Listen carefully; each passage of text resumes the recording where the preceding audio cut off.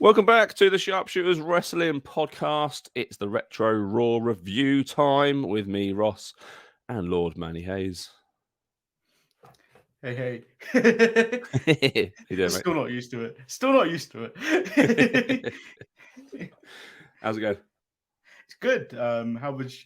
I'm not gonna. Do you know what? It's hard to pretend that this has been a week. No, let's keep the pretense up. It's been a whole week since we last recorded. It's been a whole week. We wear the exact same things. Washing machines exist. Yeah, we record these ahead of time. Whatever. You try doing weekly content; it's even harder. So we're doing it. We're a family, people. Ross has a family.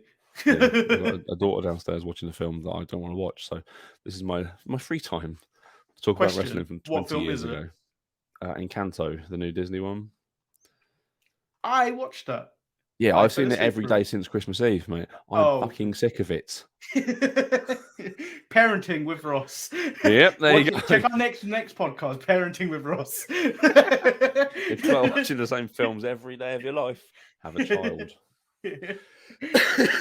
Right, let's get into this. This is Raw from January the 12th, 1998. We're from the Penn State University in Pennsylvania.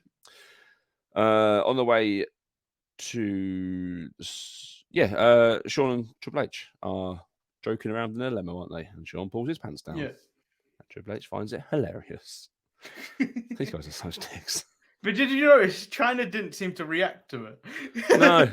Oh, that's Shaw's ass again. That's fine. See that all the time. Sold it. She knows exactly. But like we were saying at the end of the last episode, the cliffhanger. Sean got out apparently. Sean was fine. Yeah. Nothing followed on for that at all. Yeah, but let's not forget, there's another cliffhanger that happens midway through Raw, involving the exact same limo. Yeah, true. We'll get to that in a little bit. Let's kick off the show. Then we got Jim Ross, Michael Cole, and Kevin Kelly as our commentators. It's a really forgettable trio, that isn't it? Those three. Yeah, as we've mentioned again. So earlier last week, Marcus was doing his covering of Wrestle Kingdom. And he had mentioned that he had to suffer going back into the English commentary of listening to Kevin Kelly to understand something that was going on. I feel like that's the greatest shame you could ever have to do. Like that would hurt me to have to go back and be like, I need to know what's going on, but Kevin Kelly's the option. I would physically feel pain if I had to do that. Yeah, I mean, Kevin Kelly was bad 22 years ago. Like 24 years ago at this point. He hasn't learned any new skills. He's bad at what he does. Not at all. And he's worked with some of the best in the business for the last 20 odd years. Not picked up a single thing. Our first match of the night is a 4-team tag match. Everyone's already in the ring, apart from the champions, which are the New Age Outlaws. They're facing the Headbangers, the Truth Commission with the Jackal and the Godwins. This is a shambles. This is so bad. Absolute shambles.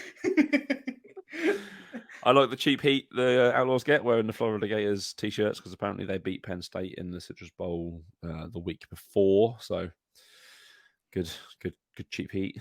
I don't watch college football. I don't care. I don't have any interest in college football. But like, I don't have any interest in American football, full stop, because the Jets do not bring me any joy in my life. Yeah, between our two teams, we've won less than double figures this season. So yeah, it's been a good year for both of us. The Outlaws are thrown out of the ring straight away. And then Henry Goblin runs down Thrasher, and it kind of settles into your standard sort of tag match with just guys all around the ring. The crowd are really hot, actually. To be fair to them, we didn't mention last week either, but the crowd are really into everything that's happening. Yeah. And I kind of miss hot crowds that aren't piped in. Well, I think I enjoy, like in current days, I enjoy when they go to New York, when they go to Chicago. Yeah. Philadelphia. You've got your hot spots, haven't you, basically? Yeah, they're normally loud. But like when they start going to like random towns and stuff like that, and it's just like, yeah, you guys are silent. Like, yeah, you've paid to watch. I get it, though, because like sometimes you just want to watch something. Like, when you watch wrestling in Japan, it's silent because they're paying respect. Yeah, but like it's American wrestling, so like you should be like hyped up and all this stuff.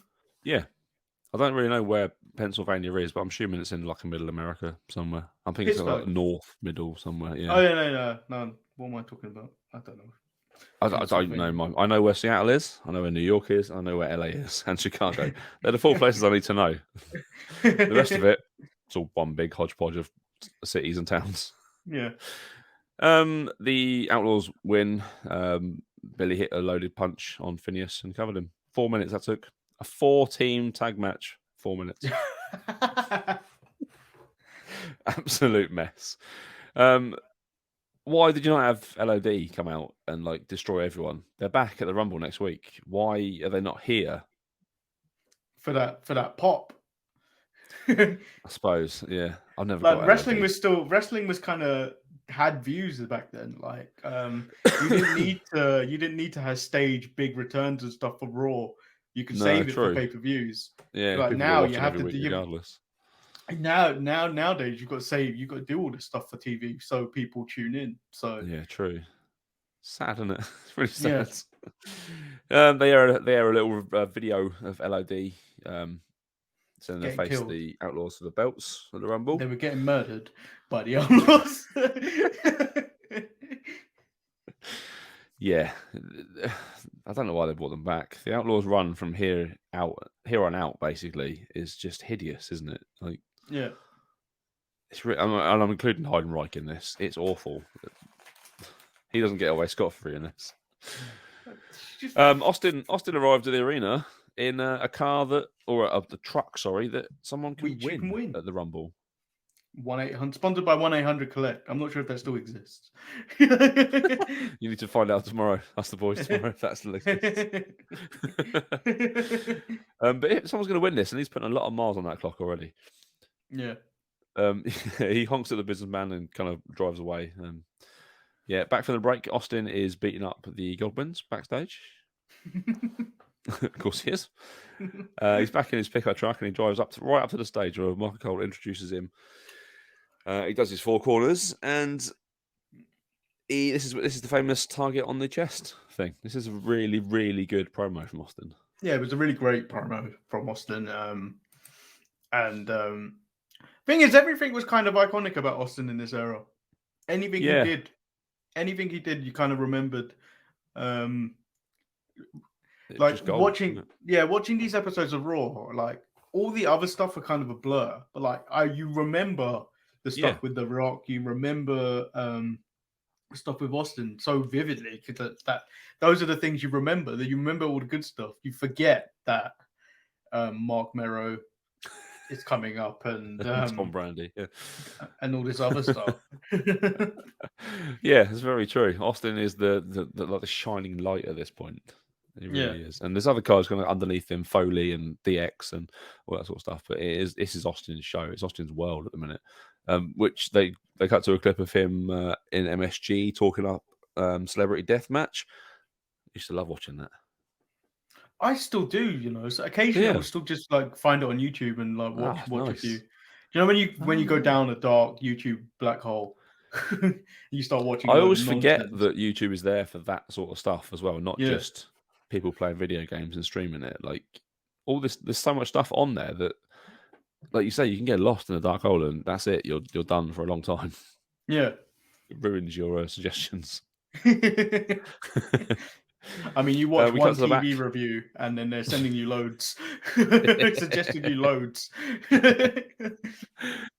cut to the back and DX have arrived in their limo. There's car trouble there. All this limo stuff. Yeah, there's car trouble coming in though. There's a big car parked in front. They can't get in. Someone's passing the way. So Sean trying to get out and try and find the guy who's parked in the way. Just left Hunter in the thing, which is weird. Like, why is Sean getting out? Go and find it. Because Hunter's wounded. Oh, yes, true. Yes, he has got his bad leg, hasn't he? I forgot about that. There's something really funny about this whole thing, though. You see Owen obviously dive through the roof to get to him. And then then he starts beating him up. And then Shawn Michaels comes back. And then Chyna casually opens the door and just sits. Casually sits down.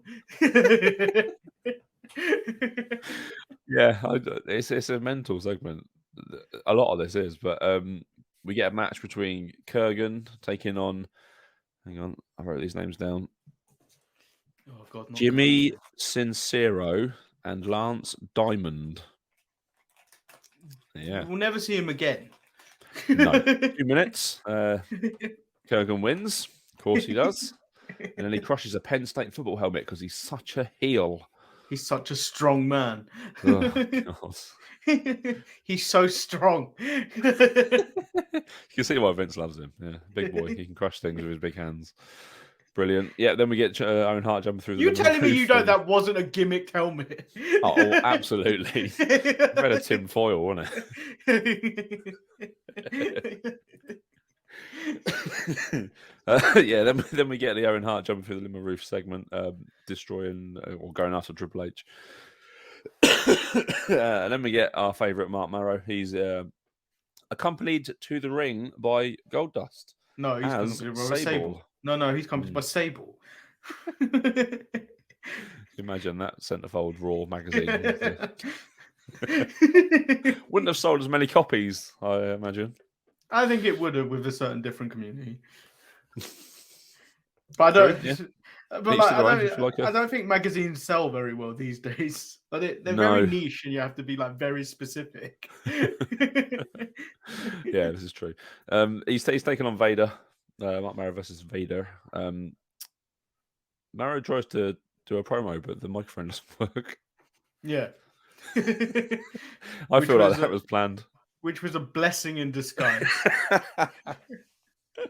Yes. No one wants to hear from you, Mark. Shut up. You're literally annoyed because of your wife at this point. Yeah, and then Gold just comes down dressed as Sable. JR says that Vader considers himself to be a bad man, which is a really weird line that's stuck in my head, and I don't really know why. But whatever. Vader and JR have a few run-ins over the years, don't they? Yeah. JR calls Vader a fat shit, basically, at some point next year. Sable kind of saunters her way down to the ring to see what's going on with Goldust. She gets an incredible pop. There's no denying that it's her and Austin that the fans are there to see. Like, yeah, that's so over. Yeah, Marrow sends Sable away, and I can't remember what happens in the match. Does Vader win? I'm sure Vader wins. No, there's a DQ, isn't there? No, Oh yeah, it's a DQ because after he hits the Vader splash or the Vader Soul, he uses one of his boob coconuts to smash on Vader's head, and the smashing of that coconut was immense. Yeah, it was. Yeah, it was a proper Rowdy Piper on Jimmy Snuka coconuts on the head. Yeah. It was very good. Goldust picks up Marrow and helps him to the back. To the locker room. He also kisses Mark Marrow on the head. He does, doesn't he? Fair play to Goldust. He might be in a dark place at this point, but he's fully into this character. His role. He understood his role. Yeah, he knows exactly what needs to be done every time. What happens next? The cut backstage again. DX limo. There's no sign of Owen this time though. But Sean comes out of the limo with a weight belt over his shoulder. Yeah, but it still needs to be explained. What actually happened to Owen other than having jam smeared on his face afterwards? Yeah, like where is Owen? There's no sign of him at all. I don't know what's just happened. We come back from the break and Austin is in Vader's locker room this time. And Vader's down. Vader's in a bin.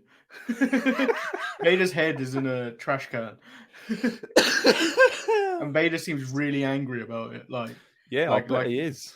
I want you to picture like a drunk dad, and then just mumbling nonsense. That's what Vader was doing whilst lying on the ground after being attacked by Steve Austin. Yeah, Austin's going to pay for that, but obviously he won't because it's only Vader. We get a tag match now. Ken Shamrock and Mark Henry versus The Rock and D'Lo Brown with Karma. Definitely. What type of shirt is he wearing, Ross? What type of shirt is he wearing? He's wearing a Rocky Sucks t-shirt. Yes. Of course he does. He's definitely not got any other t-shirt underneath that. Yeah, Farouk, nowhere to be seen. Strange. Don't know why he's there. Rock tells Henry that he's going to rip his shirt right off his ugly fat ass, is what he says. Yeah. He threatens Shamrock a bit, and Shamrock, I I don't know. He's doesn't really fit into this match. He's obviously only there to get beaten down by the new NOD, but I don't know. It seems a bit misplaced for me. But yeah, he hits the belly to belly and the ankle lock. But Mark Henry runs in and interferes and beats up his own tag team partner. He gives him a power slam, I think, and a pair of what look like elbow drops. But this is very early Mark Henry, so I can't really be sure what he is trying to do. It was very early The Rock as well, where he hit the people's elbow, but it wasn't called the people's elbow. They just called it the elbow. Yeah, it was very strange. Yeah. So yes, Mark Henry is we have a rock bottom, and obviously the match is already over. But Henry counts to 3 anyway for a fake pinfall. And then the Rock rips off Henry's shirt, doesn't he? Yep, revealing. By any means necessary. Yeah. Yeah. One of the greatest lines ever for a faction. Yeah, definitely. Yeah. The more we watch these, the more I'm liking the Nation of Domination. Yeah. I can't deny it. Yeah. We get the cut kind of up to the ramp, and Farouk is there waiting, and The Rock presents Mark Henry to him. Like, look what I've got for you. I did it for you. I did it for you. It's like, what? Yeah, it's very odd. Michael Cole gets them all for a little chat after. I say all of them, The Rock, basically. The rest of them aren't really there for any reason. But he says he's brought the Intercontinental Gold and the world's strongest man to the nation, and it was all for Farouk. Honestly. That's how we end out our first hour. Yeah, this is just early signs of how good The Rock is going to be. Yeah. It's he's already kind of feeling it almost, isn't he? That he knows he can kind of push the envelope and say what he wants a little bit. Let's enter the war zone, Manny, shall we? Yeah. We're here. I feel like we need to add like red lights or something when we enter the war zone, like a siren. It's not a bad idea, actually. Yeah, we need like at that halfway point, the siren goes off. We're now in the war zone. JR and Lawler are our commentators, obviously. How do we kick it off? DX make their way to the ring, don't they? And Helmsley gets the mic first and talks about Owen being the final remnant of what used to be the WWF. And he calls him a nugget, obviously, because he loves that. Little piece of shit. Yeah.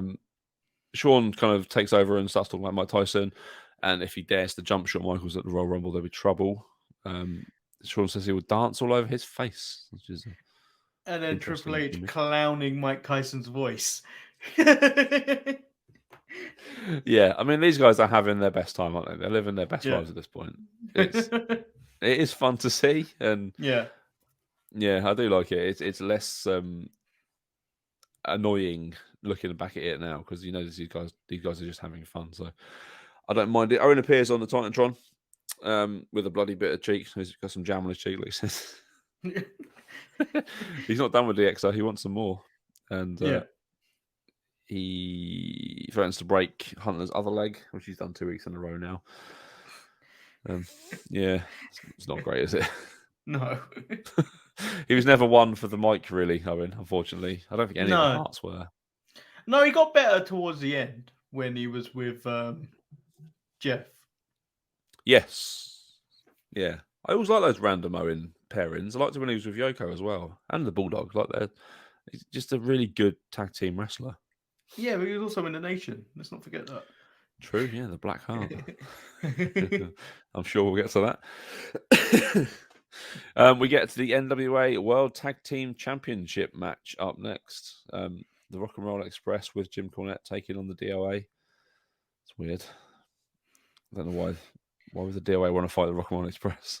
For the NWA Tag Team titles. Yeah. Even though they weren't on the line. No, they're just there. Like, put them on the line. If you're going to get me to care about this, put your belts on the line against people. They didn't even come out with the belts. No. They haven't got them. They're somewhere in NWA. Like someone else has got them somewhere else.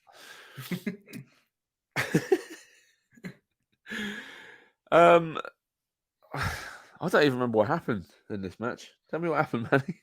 All I remember is I think it resulted in a DQ finish. I think. I mean, that's a safe assumption to make. because Cornette tried to get involved. The DOA got a hold of him, and then there was just a brawl with Ricky Morton hitting one of them, 8-ball. I'm going to guess 8-ball. I don't know. I don't know which one's which. With Cornette's racket. Yep. And then it just ended in a hodgepodge of just everything. Oh, yeah, Chains comes out, doesn't he? Yeah. Yeah. Yeah.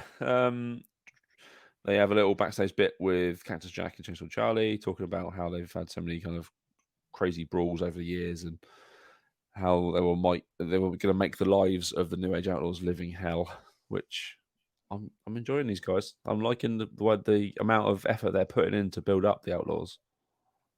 Yeah, and I like that you got all phases of Foley in this episode of Raw. Yeah, he does a lot of work, massively. We see Taka Goldust this week comes out dressed as Dude Love this week. Yeah, like it. He's due to take on Mankind. But what happens, Manny, before this match even starts? Oh, Steve Austin decides to come out. Yep. The funniest stunner was he did it to Goldust as Dude Love. Yeah. And then as he falls out of the ring, he kicks Luna in the face. Yeah. Yeah. And Austin then gets onto the mic. He just takes JR's headset and tells the world that he's going to win the Rumble. Fair play. I like the confidence. Vince is shown backstage to announce that Mike Tyson is invited to come to the Royal Rumble. Vince gets booed by the crowd, obviously. Yeah. But next Monday night, Mike Tyson will definitely be on Raw to make a huge announcement. Just got a Royal Rumble to get through first before they get to what they're obviously building to. We get an odd match next. We get the Los Parriques taking on Taka and Scotty Taylor. Do you want to take it ahead with the bullshit of Jerry Lawler during this match? You take it this week. I did last week's hideous. It's Jerry incredibly Lawler. Racist, is what it was. Saying where he said numerous times that he wanted Taka Michinoku doesn't have a green card. He should be deported. Various other jibes. Jerry Lawler's just not coming off very well in any of these. No, he's a dreadful human being. Thing is, he got in trouble for it. I think either 2019 or 2020 when he made comments about Akira Tozawa. Yes, and they're just like, oh man, you can't get away with this shit these days. He's almost cancel proof, though, isn't he? Because everyone knows what he is. But this is the problem I have. This is the problem we have as a society is just because you're old and say things of a generation doesn't mean it's acceptable.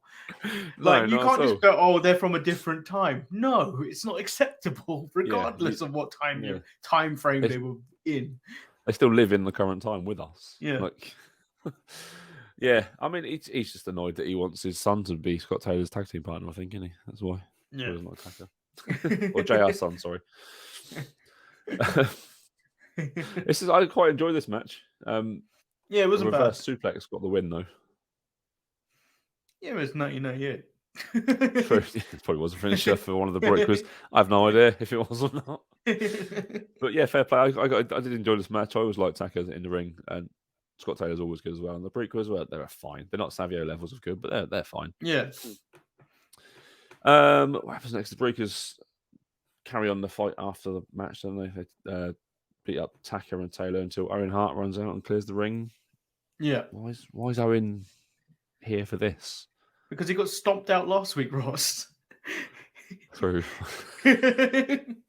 True, I forgot about the Parriques being the hitmen last week. Yeah, it makes sense. We get the second replay of the night of Bam Bam and Lawrence Taylor. Yeah, because we needed to see that twice. Yeah, from their little interaction at night. The Rumble 3 years ago now, 95. Yeah. Jesus Christ. DX are back out again. Michael Cole says he's got HBK's got a big announcement and that they're welcoming Kane to Degeneration X. Suck it. Will be a couple of years until we actually get Kane in the DX, but yeah, explain to me what happens in this last segment, Manny, because it's such a he shambles. sells us on Kane, but we get Undertaker instead. Undertaker basically says, "Keep my family out of this," and then they start to beat on the Undertaker. Yeah, and then Kane comes out for the slowest save. Yes. Known to man. Yeah, this is before running Kane, isn't it? This is just full on. I'm walking to this ring. Yeah. I did like the end where Kane points to Taker and Taker does his big. The ring sets on fire, that sort of stuff. That's pretty cool. Lawler says there'll be a new WWF champion at the Royal Rumble. It's a big claim. And he's wrong. Lawler's always wrong. He's not only racist, but he's wrong as well. Yeah. There was a bit of especially a public drawing for the Rumble numbers at the end. What was that? Why was that even a thing? I don't know. Austin comes out and it doesn't happen. I think this was probably the start of the brawl before Royal Rumble kind of stuff. Before you go off air to the Royal Rumble. I think this may have been the start of it. Yes, I think it might have been actually, because I don't remember. Because it was always a recurring thing afterwards. Yeah, for a long time through the mid-noughties, definitely. Yeah. Like everyone would have a big fight just as Raw's going off air the week before the Rumble. Yeah, that's it. That's that episode of Raw. That kind of just passed by with not really much happening. There wasn't a great deal in that. I don't think you can even claim there was a standout match in that. No, I don't. I mean, my match of the night probably was Parriques against Michinoku and Scott Taylor, just because I kind of enjoyed it. But do you want to know the total in-ring time on that one?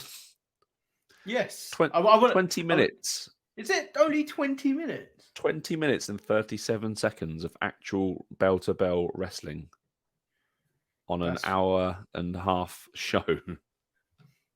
That's bad. Yeah, I mean, you've to be fair to them, they've got to show Bam Bam and Lawrence Taylor twice. You've got to do it for 5 minutes. You've got to give me an LOD package. What else? Yeah, I mean, people complain about the amount of wrestling on Raw these days or SmackDown and stuff, but I mean, 20 minutes. Jesus Christ, that was bad. Who was your MVP for this one, Manny? Struggling this week. I don't think there really is one. You can go again with Austin because he started off that brawl. Yeah. Although the funniest thing was them going to the back and then The Rock and Austin, I think D'Lo, and I can't remember who else was there. But D'Lo choking out Steve Austin at the end of Raw. One of the funniest things ever. Yeah, it seems that the Parriques and the Nation of Domination have joined forces at the end of the show to stop Austin. Yeah, so I think you could say Austin, but there's nothing really stand out about this show. No, I enjoyed DX on this show. I enjoyed kind of they're just pissing around basically. Yeah, but neither of them have wrestled for 4 weeks at this point. But I'm still enjoying what they're doing. That's all going to change basically over the next few months because we're going to see one Shawn Michaels match in this entire run, and that's at the Rumble. Actually, no, we see 2 Rumble and Mania. That is it. Was it 2 matches? I thought there would have been more. Well, he can't have wrestled between, can he? Because he did his back. Yeah, but he would have been still on the show, so I'd be wondering if they kind of maybe threw a tag match or something in. Maybe, yeah. I don't remember the rules between, so we will find out, actually. Yeah. A little bit of trivia for you. I should have done them at the start, but I forgot, so let's do them now. Number 1 film in the UK this week, The Devil's Advocate. Tell me you've seen that. No. What is that? That is Al Pacino, and I want to say Keanu Reeves, but I don't think it is. It's such a good film. Do you know what? I bet you I have seen it. I just don't recall it. Bet you have. Yes, it is. It's Keanu Reeves, and it's also there's a lady in it, Charlize Theron. It's really good, really, really good. Yes, I have seen that. Yeah, yeah. They work for like a law firm, I think. Yeah, yeah. And Al Pacino is literally the devil. No. The number one song in the UK was Perfect Day. Do you remember that? Who sung that? That's the Various Artists one. It had like Heather Smalls from M People and Ronan Keating and loads of people on it. M People was a thing. M People was a thing. People need to put respect on Heather Small's name. Like America probably won't know a damn thing about what I'm talking about. No. But Heather Small's M People, you go enjoy it, and then go and go look up the Lighthouse Family when you're at it. YouTube can be lifted.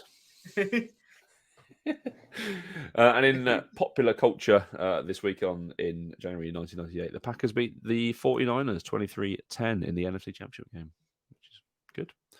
I'd like to see the Niners lose. Even back then.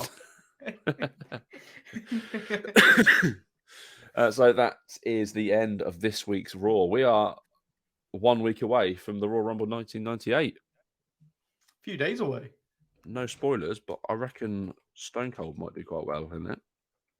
Oh, you think? I reckon. Yeah, I think Shawn Michaels might do his back in a casket match. Well, that's a bold claim to make with no prior knowledge. We'll see. We'll see. The matches on this card, we've got Vader taking on Taka, Goldust. Oh, shit. We've got a minis match. We've got Max Mini, Mosaic, and Nova taking on Battalion, El Torito, and Tarantula, with Sonny as a special guest referee. I remember this because I was jealous of Max Mini in this match because he got to hug Sonny. Yes. We've got The Rock taking on Ken for the IC title. We've got the LOD, the returning LOD, taking on the New Age Outlaws for the tag team titles. We've got The Rock. Was this the one when they update their look and they become LOD 2000? I reckon that's WrestleMania. Or does that happen just in Does that just happen in 2000? Am I missing something? I think that happens in WrestleMania 2000 with Sonny. No, was Sonny there 2000? LOD. I can't remember. Hang on, they reappeared in a modified form as LOD 2000 in the opening wrestling match with Sonny as their valet. So we're going to get to see them at WrestleMania 14 then, as LOD 2000. They were ahead of their time, 2 years ahead of their time. We're going to see the Rumble match, obviously the 30-man Rumble match, won by someone. We won't reveal who till next week, spoilers. And then we're going to see the title match in the casket with The Undertaker taking on Shawn Michaels. Ross, you keep saying next week. It's going to happen on Sunday. Sorry, this Sunday. Oh, yeah. This Sunday. This Sunday coming is the Rumble. It's an awful Rumble. I'm looking at the people who are in it. It's, dreadful. Absolutely dreadful. One of the worst Rumbles I've ever 100%. seen. 100%. It's worse. Terrible. Yes, that's something to look forward to. We will be with you on YouTube for that. You can watch it if you want to watch it during the week, because I've just given it that great big build up. Watch it before Sunday, the 18th, is it? Yeah. Yeah, Sunday the 18th of January. Watch it before then, and we will be live. Well, we'll be on YouTube, and you can kind of watch and listen along with us. Manny, do all the pluggy sort of stuff? They're all up there. You've got the Facebook logo, which is the Sharpshooters. You've got the Instagram logo, which is also the Sharpshooters. You've got YouTube, which we are the Sharpshooters on YouTube. And if you wanted to buy some merch, which I haven't been wearing in a while, you can go to the storefrontier.com/DSPN and obviously like the video and subscribe if you haven't. We are still trying to hit goals of getting at least 180 by the end of January. So tell your friends, tell your family, create another account if you have to. Yep, set up burners. Subscribe. Just subscribe. Do it. Get on to the YouTube and subscribe to our channel. It's really good. The boys do a lot of great work with 3 or 4 shows a week. So, there's not many other YouTubers that are giving you that sort of consistency, basically, every week, regardless. Even when we took 2 weeks off holiday, There was still content to be watched. Still shows. I watched Manny build a Lego shoe for a good hour whilst I was walking my dog. It was great. It was incredibly relaxing.